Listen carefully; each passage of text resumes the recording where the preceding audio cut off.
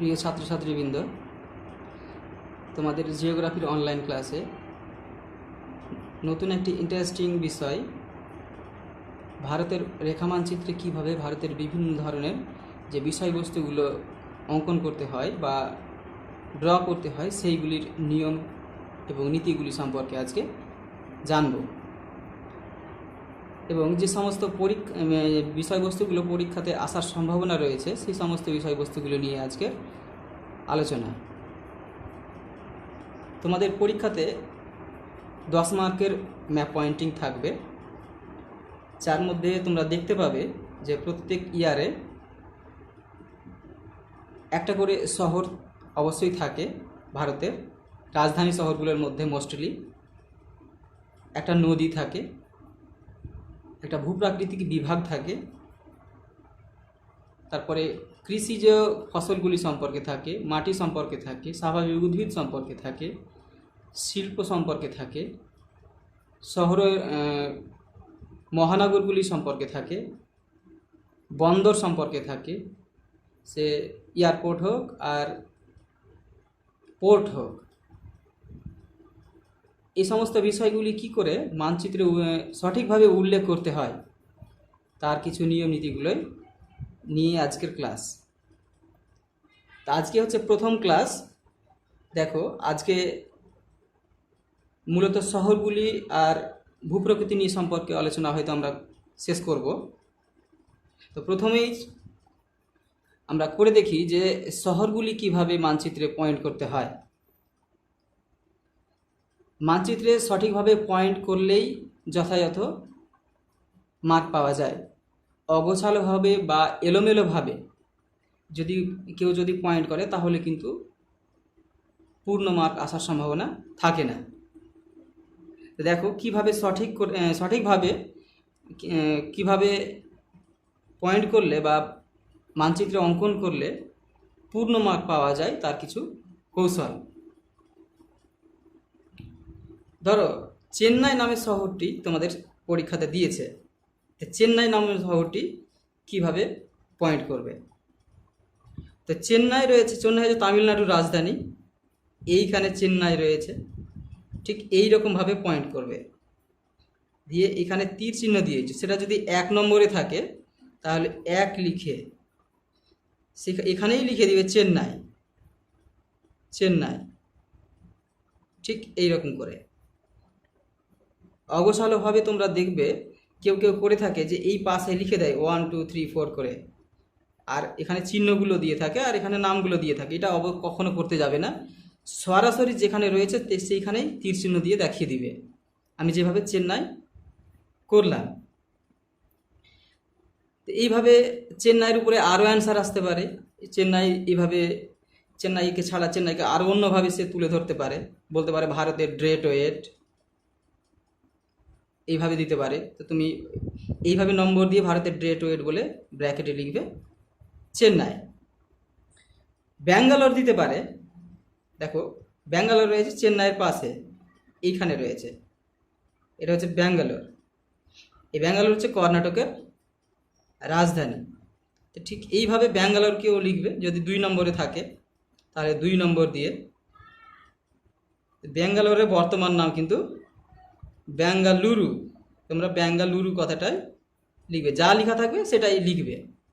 বেঙ্গালুরু আরও প্রশ্ন আসতে পারে এর উপরে, যেমন হতে পারে ভারতের সিলিকন ভ্যালি, এই বেঙ্গালুরুকে বলা হয়। ভারতের সায়েন্স সিটি, এই বেঙ্গালুরুকে বলা হয়। তো এই ধরো যদি ভারতের সিলিকন ভ্যালি আছে, কিছু দেয়নি, লিখে দিয়েছে ভারতের সিলিকন ভ্যালি, অবশ্যই ব্যাঙ্গালোরকে চাইছে। ভারতের এইভাবে নম্বর দিয়ে এখানে ব্যাঙ্গালোর সিলিকন ভ্যালি লিখে ব্র্যাকেটে লিখতে হবে বেঙ্গালুরু। অবশ্যই বেঙ্গালুরুর কথাটা ব্র্যাকেটে উল্লেখ করতে হবে, না হলে কিন্তু পূর্ণ মার্ক পাওয়া যাবে না। তারও জম্মু কাশ্মীরের রাজধানী বলেছে, ওখানে বলেনি যে শ্রীনগর। শ্রীনগর কোথায় রয়েছে সেটা কিন্তু তোমাকে পয়েন্ট করে দেখাতে হবে। এইখানে রয়েছে শ্রীনগর, এটা হচ্ছে শ্রীনগর। ধরো 3 নম্বরে আছে, 3 নম্বর দিয়ে দেখাবে শ্রীনগর। এ হচ্ছে জম্মু কাশ্মীরের রাজধানী। তো জম্মু কাশ্মীর লিখবে, দিয়ে ওর পাশে লিখবে শ্রীনগর, ব্র্যাকেটে লিখবে শ্রীনগর, বা এভাবে লিখতে পারো যে এর ভিতরে লিখে দিবে যে জম্মু কাশ্মীরের রাজধানী। এখন জম্মু কাশ্মীর নেই, এখন সেটা অবভিয়াসলি কাশ্মীর হয়ে গেছে।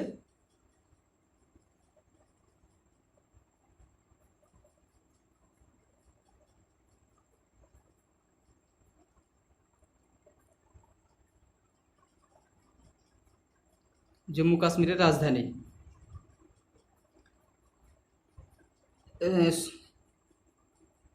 এরপরে দেখো, যদি আসে বিশাখাপত্তনম, তাহলে কোথায় উল্লেখ করবে এবং কিভাবে করবে। দেখো বিশাখাপত্তনম কিন্তু এইখানে রয়েছে, এইখানে।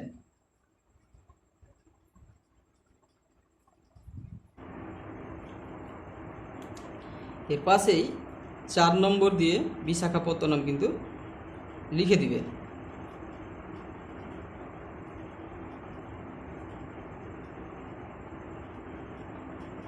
বিশাখাপত্তনম, এই বিশাখাপত্তনমটা আরও বিভিন্নভাবে আসতে পারে।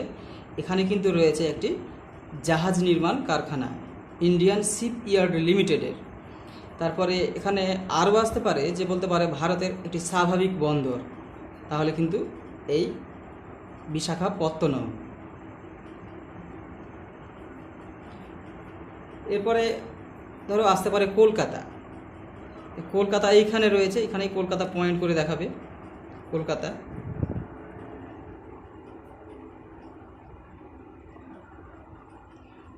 কলকাতাকে আরও অন্যভাবে আসতে পারে, যেমন বলতে পারে যে ভারতের প্রাসাদ নগরী, প্রাসাদ নগরী আসতে পারে, আনন্দের শহর আসতে পারে, এরকম করে আসতে আনন্দের শহর।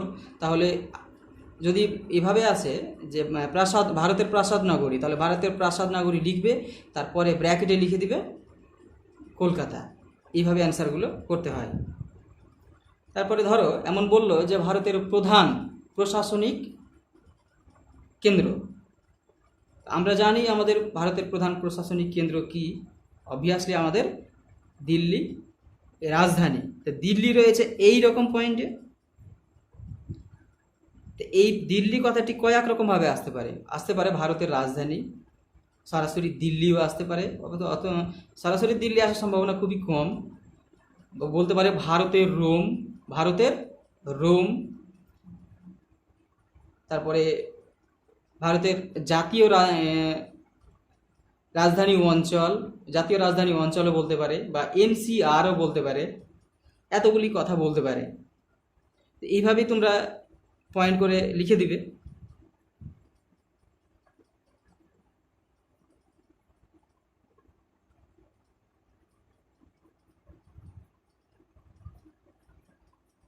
তারপরে ধরো আসতে পারে কোচি। কোচি রয়েছে ঠিক এইখানে, ভীমবানাদ নামে হ্রদ রয়েছে তার পাশেই, এখানে রয়েছে কোচি। এই কোচিকে কিন্তু আরব সাগরের রানী বলা হয়। যদি ধরো আরব সাগরের রানী কথাটি আছে, তাহলে কি রকম করে লিখবে। তা আরব সাগরের রানী কথাটি আগে লিখবে,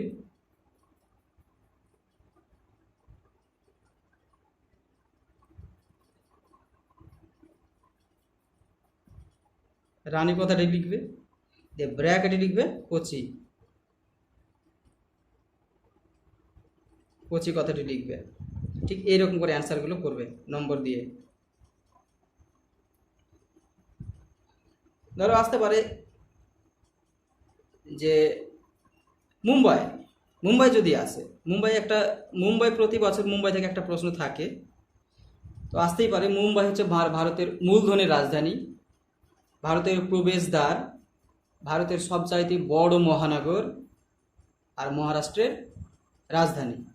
এতগুলো মুম্বাইয়ের উপরে রয়েছে। তারপর মুম্বাই পোর্ট রয়েছে বা বন্দর রয়েছে, নভসেবা বন্দর রয়েছে ওর পাশেই। তার পয়েন্টটা কিন্তু এতগুলো পয়েন্টের উত্তরের পয়েন্ট কিন্তু একটাই, এইটাই। আবার আসতে পারে যে পশ্চিম উপকূলের বৃহত্তম শহর বা মহানগর, তাহলে ওই কিন্তু এই মুম্বাই হবে। যদি বলে ভারতের মূলধনের রাজধানী, তাহলে ভারতের মূলধনের রাজধানী কথাটি আগে লিখবে।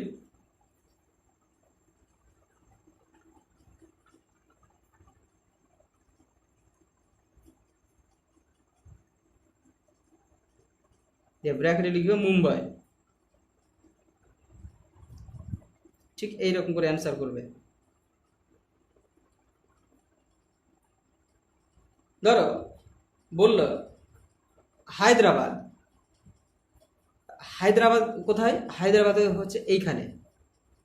হায়দ্রাবাদ হচ্ছে এর রাজধানী, তেলেঙ্গানার রাজধানী। হায়দ্রাবাদ এখনও অন্ধ্রপ্রদেশেরও রাজধানী, আবার তেলেঙ্গানারও রাজধানী। অন্ধ্রপ্রদেশ ভাগ হয়ে গেছে, এখন অন্ধ্রপ্রদেশের নতুন রাজধানী অমরাবতী হওয়ার কথা আছে। এই হায়দ্রাবাদ আসতে পারে। হায়দ্রাবাদ শুধু না দিয়ে বলতে পারে যে হ্রদের শহর, হ্রদের শহর বলতে পারে, হ্রদের শহর বলতে পারে।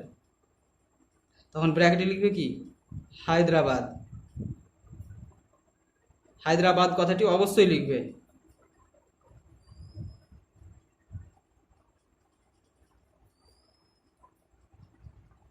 ধরো বলে দিল ভারতের একটি প্রশাসনিক শহর, একটি প্রশাসনিক শহর এইভাবে বলতে পারে। তখন তোমরা কি করবে? চণ্ডীগড়কে দিবে।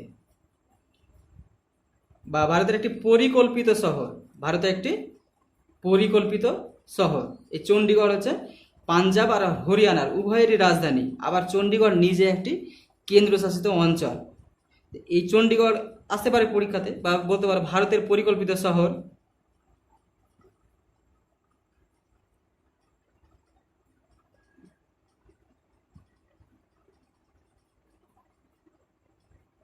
আর ব্র্যাকেটে দিবে চণ্ডীগড়,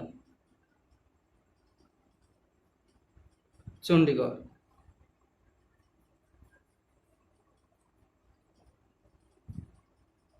অবশ্যই নম্বরটা দিতে ভুলবে না, আমি যদিও ভুলে যাই তোমরা ভুলবে না।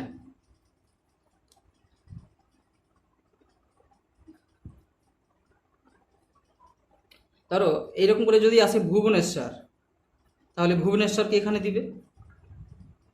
এটা উড়িষ্যার রাজধানী, উড়িষ্যার রাজধানী হয়তো রাজধানী মতো রাজধানীও বলে দিতে পারে যে উড়িষ্যার রাজধানী। তো উড়িষ্যার রাজধানী লিখে ব্র্যাকেটে লিখবে ভুবনেশ্বর।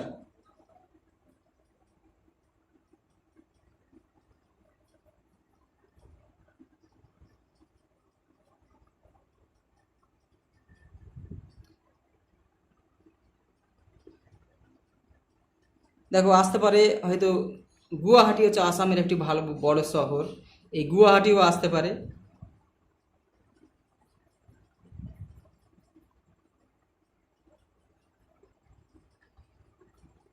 পাটনা ভারতের একটি উল্লেখযোগ্য শহর, এর বিহারের রাজধানী পাটনা আসতে পারে।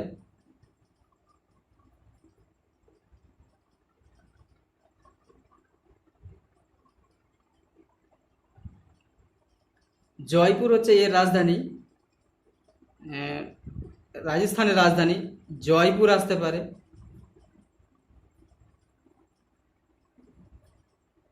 জয়পুরকে আবার গোলাপি শহরও বলতে পারে,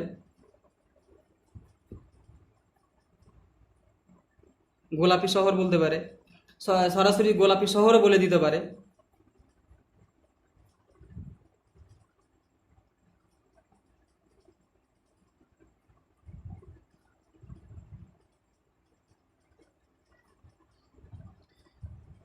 ধরো এখন পর্যন্ত যে সমস্ত শহরগুলোর নাম আমি লিখেছি, এই শহরগুলোই কিন্তু পরীক্ষাতে আসার সম্ভাবনা রয়েছে। এর মধ্যেই যে কোনো একটি কিন্তু অবশ্যই পরীক্ষাতে আসবেই। তোমরা ধরে নাও যে এইটুকুর মধ্যেই যে কোনো একটা কিন্তু পরীক্ষাতে আসবেই। আবার বলছি, ভারতের মূলধনের রাজধানী যদি এভাবে এই কথাটি দেই, তাহলে কিন্তু এই কথাটি লিখে আবার ব্র্যাকেটে দিতে হবে মুম্বাই, না হলে কিন্তু পূর্ণ মার্ক আসবে না। ভারতের যদি পরিকল্পিত শহর বলে, তাহলে কিন্তু ভারতের পরিকল্পিত শহর বলে ব্র্যাকেটে লিখতে হবে চণ্ডীগড়। হ্রদের শহর বললেই লিখতে হবে হায়দ্রাবাদ। তো এইভাবে যদি পয়েন্ট না করো, তাহলে কিন্তু পূর্ণ মার্ক আসবে না। আসতে পারে ভারতের উত্তরতম বিন্দু, এইখানে রয়েছে উত্তরতম বিন্দু ইন্দিরা কল। এখানে লিখবে ভারতের উত্তরতম বিন্দু।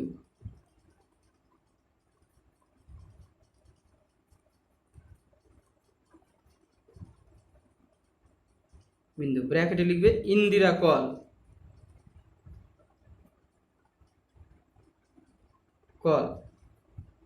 তারপরে এইখানে রয়েছে পোর্ট ব্লেয়ার, পোর্ট ব্লেয়ার, পোর্ট ব্লেয়ারও আসতে পারে। পোর্ট ব্লেয়ার হচ্ছে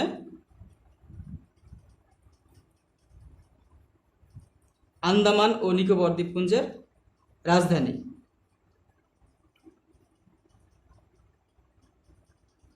এইখানে এই অংশটা হচ্ছে ভারতের সর্বদক্ষিণের বিন্দু, যাকে বলা হয় ইন্দিরা পয়েন্ট, ভারতের দক্ষিণতম বিন্দু।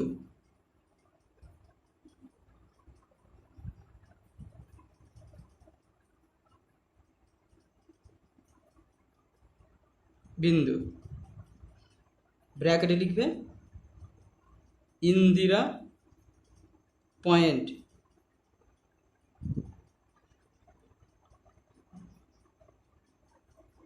আমার হাতের লেখাগুলো ভালো নয়, তোমরা হয়তো চিনতে পারছো কিনা বলতে পারছি না, তার জন্য আগেই ক্ষমা চেয়ে নিচ্ছি।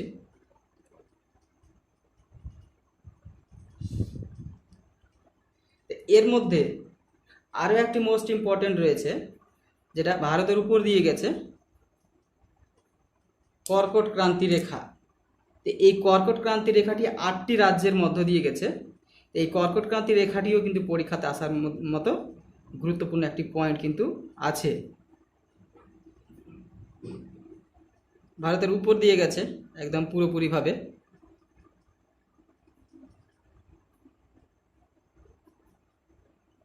এইরকম করে কর্কট ক্রান্তি রেখাটিকে তোমরা অঙ্কন করে দিবে এবং লিখেও দিবে যে কর্কট ক্রান্তি রেখা।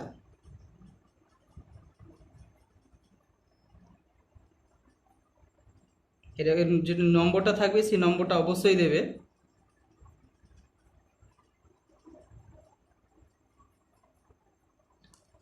ঠিক এই রকম ভাবে এখানকার মধ্যে থেকে যে কোনো একটা প্রশ্ন কিন্তু অবশ্যই অবশ্যই পরীক্ষাতে থাকবে। এই ম্যাপটা করলেই একটা অবশ্যই কমন পাবে। এরপরে আরেকটি ম্যাপ দেখাচ্ছি। এখানে ভারতের মূল ভূখণ্ডের দক্ষিণতম বিন্দু কথাটি হবে। ভারতের মূল ভূখণ্ডের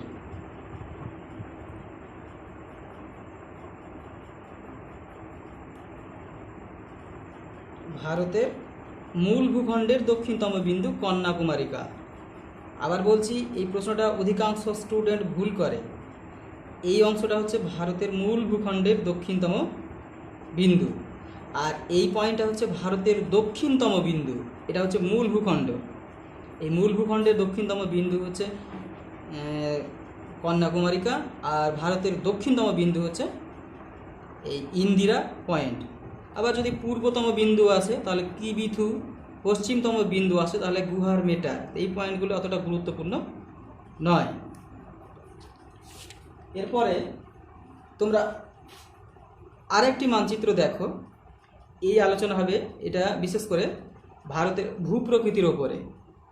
ভারতের ভূপ্রকৃতির ওপর থেকে কিন্তু একটা প্রশ্ন আসবে যে বিভিন্ন ধরনের পর্বত বা বিভিন্ন ধরনের যে পাহাড়গুলো রয়েছে এইগুলি সম্পর্কে একটা প্রশ্ন কিন্তু পরীক্ষাতে আসবে।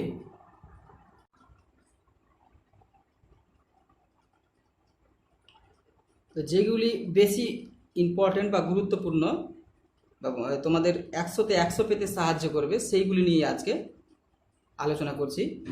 দেখো, আর নিজে নিজে ম্যাপ নিয়ে প্র্যাকটিস করা শুরু করে দাও। শুধু দেখে হবে না, নিজে প্র্যাকটিস করতে হবে, না হলে কিন্তু হবে না। প্রথমে বলি, এই গত বছর এসেছিল আরাবল্লী পর্বত। আরাবল্লী পর্বতটা আগে অঙ্কন করেই দিই, যদি পরীক্ষাতে নাও আসে তবুও দেখো যে কোথায় রয়েছে, কোন বরাবর রয়েছে। আরাবল্লী পর্বতটা রয়েছে এই থর মরুভূমির পূর্ব প্রান্তে। পর্বতগুলোকে ঠিক এই রকম করে অঙ্কন করবে পর্বতের মতো করে, তাহলে কিন্তু দেখতে সুন্দর হবে। বা ভারতের বলতে পারে ভারতের প্রাচীনতম ভঙ্গিল পর্বত, ভারতের প্রাচীনতম ভঙ্গিল পর্বতও বলতে পারে।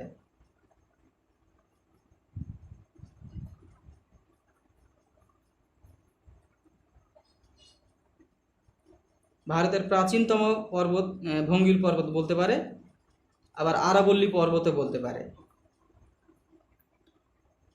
এরপরে এই বছর যে পর্বতগুলো বিশেষ করে আসার খুবই সম্ভাবনা রয়েছে, যার মধ্যে রয়েছে এই পশ্চিমঘাট পর্বতমালা। এই পশ্চিমঘাট পর্বতমালা খুবই ইম্পর্টেন্ট এবার পরীক্ষাতে এবারকার জন্য। এই পশ্চিম উপকূল বরাবর কিন্তু এই পর্বতটি অবস্থান করছে। ঠিক এই রকম করে অঙ্কন করলে দেখতে ভালো লাগবে, তোমাদের খাতাটাও সুন্দর হবে।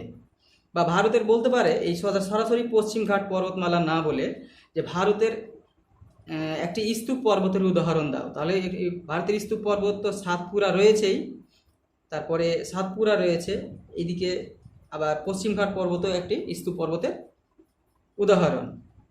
আবার বলতে পারে যে পশ্চিম উপকূলের বরাবর পর্বত, তাহলে এই পশ্চিম উপকূল বরাবর অবশ্যই পশ্চিমঘাট পর্বতমালা রয়েছে।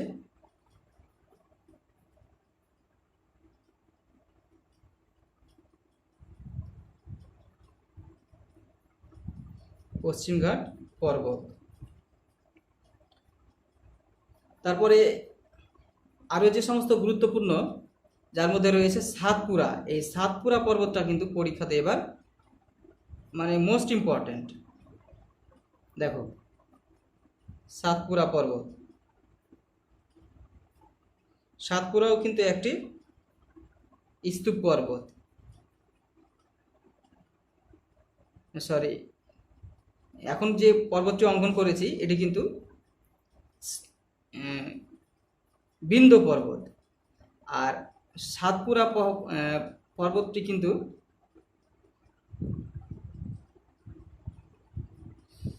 তার একটু নিচের দিকে রয়েছে। এইরকম লেভেলে।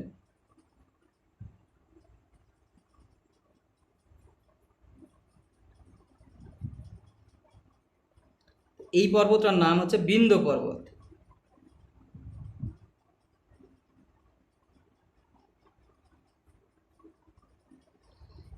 এই পর্বতটা আবার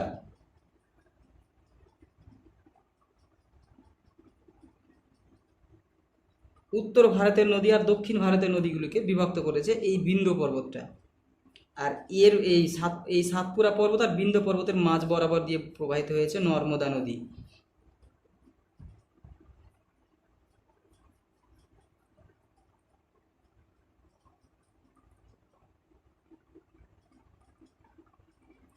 সাতপুরা পর্বত।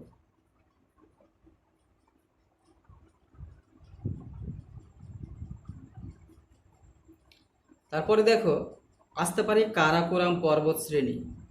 কারাকোরাম পর্বত শ্রেণী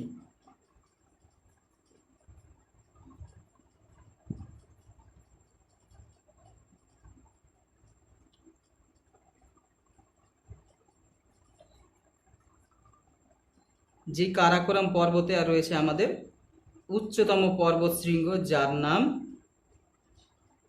K2। K2 নামটা হয়েছে কারাকোরামে, কারার কে আর কোরামের কে দিয়ে দুটো কে মিলিয়ে K2। এর নাম গডউইন অস্টিন।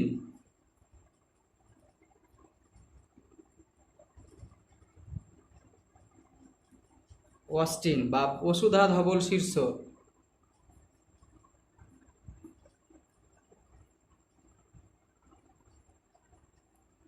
আসতে পারে শিবালিক পর্বতশ্রেণী।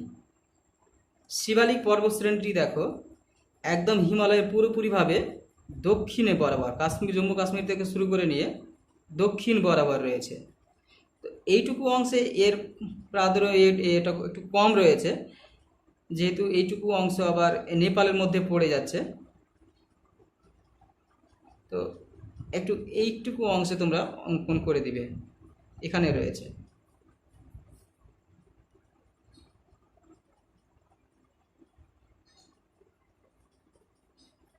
শিবালিক পর্বতশ্রেণী।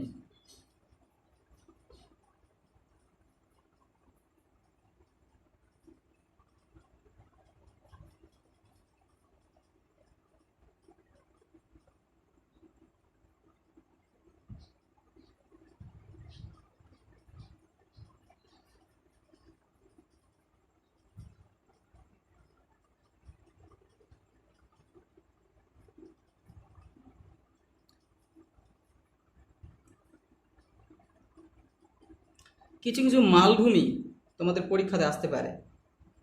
যেমন এইটুকু অংশে রয়েছে মেঘালয় মালভূমি। মেঘালয় মালভূমি, তো মালভূমিগুলো যেমন হয় সেই রকমই চিহ্ন দিবে, ছোট ছোট পাহাড় অঙ্কন করে দিবে। এটা হচ্ছে মেঘালয় মালভূমি।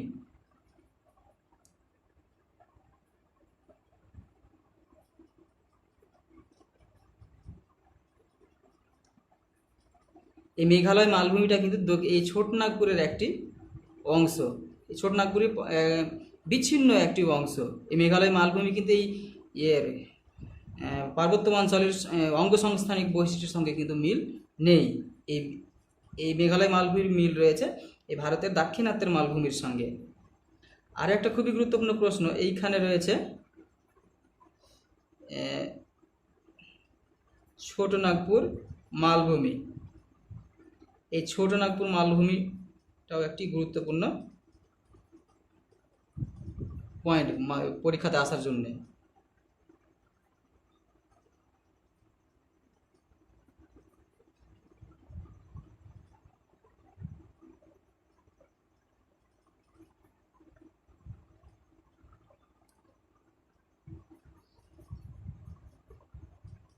তারপরে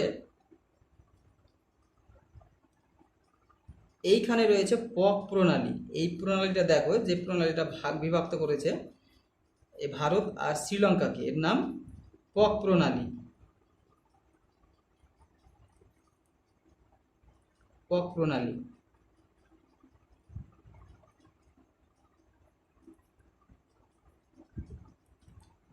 এইখানে রয়েছে একটি সাগর যার নাম মান্নার উপসাগর।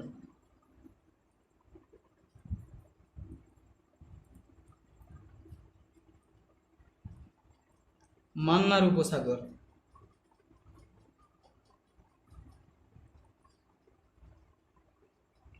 এইখানে রয়েছে একটি উপসাগর যার নাম হচ্ছে খামবাত উপসাগর।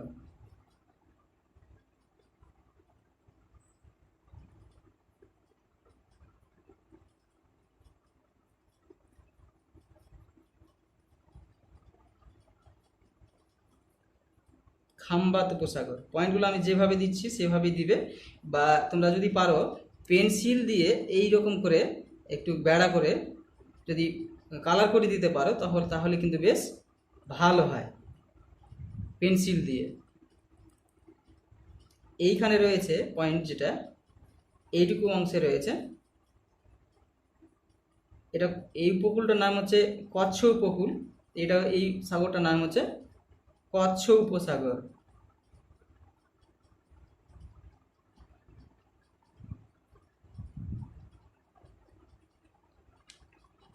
কচ্ছ উপসাগর আসতে পারে। এইখানে রয়েছে একটি কচ্ছের রন। কচ্ছের রন। রন মানে লবণাক্ত জলাভূমি, তোমরা হয়তো পড়ে থাকবে। এই অংশ এটাই হচ্ছে, এখানেই রয়েছে পড়েছে লুনি নামে নদীটি। ওই যে মরুভূমি লুনি নদী রয়েছে সেটা এইখানেই এসে মিশছে কচ্ছের রনে।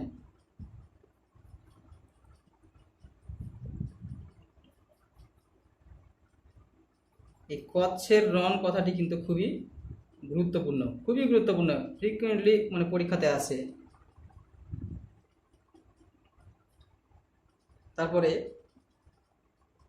এইখানে রয়েছে থর মরুভূমি। এখানে রয়েছে থর মরুভূমি, তোমরা জানো থর মরুভূমি। থর মরুভূমিকে একটু তোমরা এইভাবে ঘিরে দিবে। এই মরুভূমির বর্ধিত অংশ কিছুটা এদিকেও আছে, মোটামুটি ভাবে সঠিক করার চেষ্টা করবে।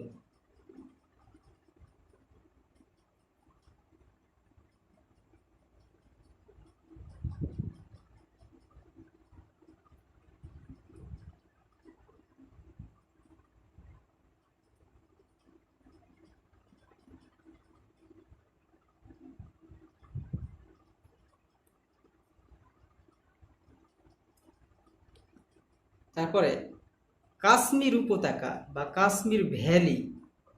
যেটাকে নিয়ে পাকিস্তানের সঙ্গে আমাদের ঝামেলা মাঝে মধ্যেই লেগে থাকে। এইখানে রয়েছে কাশ্মীর উপত্যকা, যাকে হিন্দিতে বলা হয় কাশ্মীর কা ঘাটি, কাশ্মীর ঘাটি, আর ইংরেজিতে বলে থাকে কাশ্মীর ভ্যালি। এইটুকুকেই বলা হয় ভারতের, এইটুকুর জন্যই কাশ্মীরকে বলা হয় ভারতের পৃথিবীর ভূস্বর্গ। এখানে রয়েছে কারিয়া সমভূমি, এখানে রয়েছে চারপাশ, এদিকে রয়েছে পীরপঞ্চাল পর্বতশ্রেণী, এদিকে রয়েছে হিমাদ্রি পর্বতশ্রেণী, আর মাঝ বরাবর রয়েছে এই ভ্যালিটি। তার জন্য কিন্তু অতি সুন্দর সাদা সাদা বরফযুক্ত পাহাড়ের চূড়া, তারপরে চারপাশে পর্বতের গায়ে বরফ তো রয়েছে, বরফের মতো আরও চাদর জড়িয়ে রয়েছে সরলবর্গীয় বৃক্ষের বনভূমি, মানে অতি সুন্দর আশ্চর্য একটি প্লেস, যার জন্যই ভারতের পৃথিবীর ভূস্বর্গ বলা হয়। তো এইটুকুকে তোমরা এইভাবে দেখাতে পারো, এটা পরীক্ষাতে আসতে পারে। কাশ্মীর উপত্যকা বা কারিয়া সমভূমি যদি আসে তো ওই পয়েন্টটাই দেবে।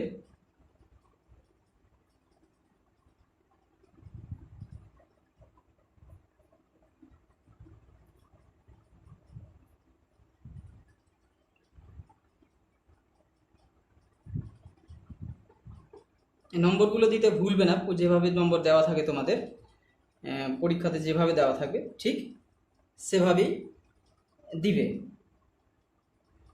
দেখো, এই দ্বীপটার নাম হচ্ছে কচ্ছ উপকূল, আর এই উপকূলটার নাম, এই দ্বীপ যদি বলে কাথিয়াবাড় উপদ্বীপ, তাহলে এইটুকু অংশ কিন্তু কাথিয়াবাড় উপদ্বীপের অন্তর্গত, গুজরাটের। এটা হচ্ছে কাথিয়াবাড় উপদ্বীপ।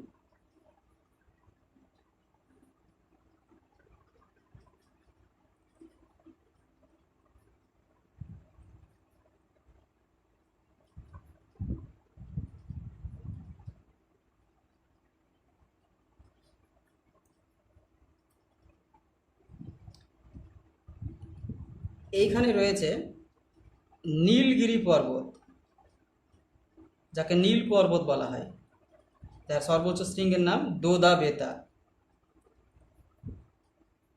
এই নীল পর্বত নামকরণ করা হয়েছে একরকম কুরঞ্জি নামক ফুল থেকে।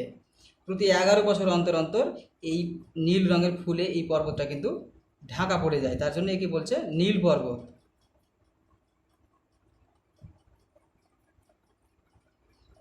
এর সর্বোচ্চ শৃঙ্গটা কিন্তু পরীক্ষাতে আসছে, দোদা বেতা নীল পর্বত।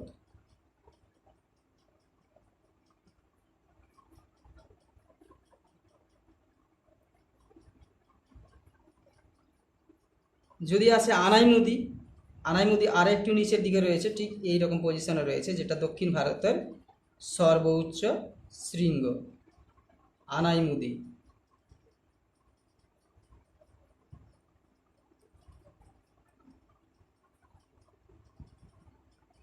এই আনাইমুদি পর্বতটি রয়েছে আন্নামালাই পর্বত, এই পর্বত এখানেই একটা পর্বত রয়েছে আন্নামালাই নামে। আর সর্ব দক্ষিণে রয়েছে এখানে একটি পর্বত যার নাম কার্ডামম পর্বত, এইখানে রয়েছে। কার্ডামম পর্বতটা ওরকম পরীক্ষাতে আসে না, তার জন্য আমি দিচ্ছি না।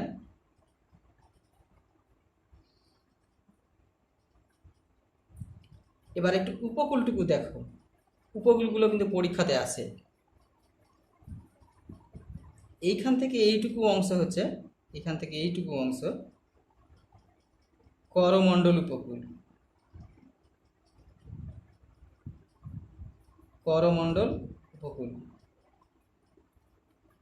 এইভাবে এর সঙ্গে সঙ্গে সঙ্গে প্যারালালি লিখতে হতো, আগে যেহেতু লিখে দিয়েছি সেহেতু আর সময় আর যে প্লেস নেই, তার জন্য এখানে লিখছি।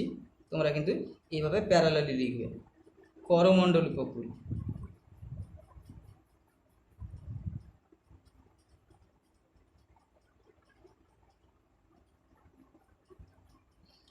এইটুকুতে কিন্তু ভারতের দুবার বৃষ্টিপাত হয়, তো আসতে পারে পরীক্ষাতে যে ভারতের দুবার বৃষ্টিপাতযুক্ত অঞ্চল, তাহলেই করমণ্ডল উপকূল অঙ্কন করে লিখে দিতে হবে ভারতের দুইবার বৃষ্টিপাতযুক্ত অঞ্চল, ব্র্যাকেটে লিখতে হবে করমণ্ডল উপকূল, এভাবে কথাটি লিখতে হবে।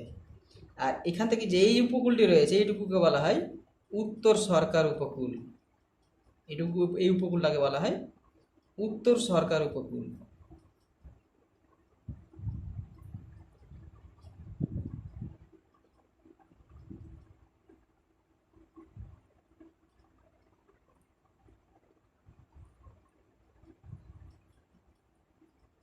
উত্তর সরকার উপকূল। এইখানে কর্ণাটকের বরাবর যে উপকূলটা রয়েছে, এই সরি কেরালার বরাবর এই উপকূলটা,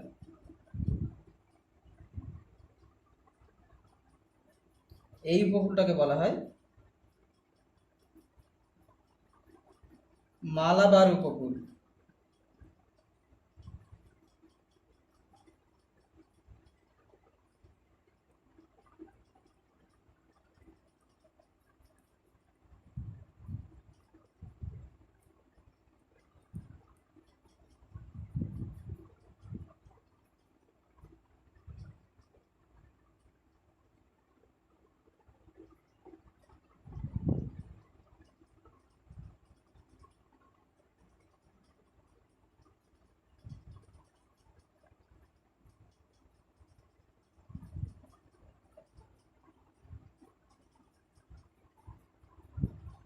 মালাবার উপকূল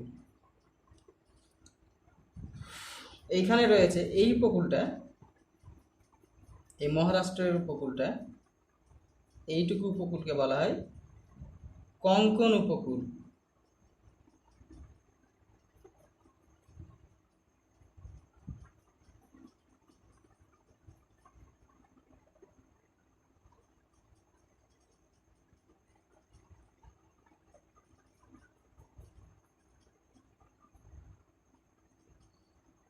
কঙ্কন উপকূল।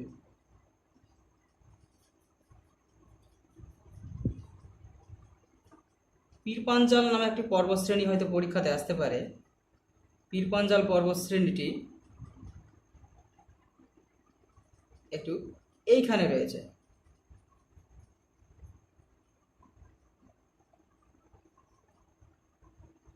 এই কাশ্মীর উপত্যকার ভেতর দিয়ে রয়েছে।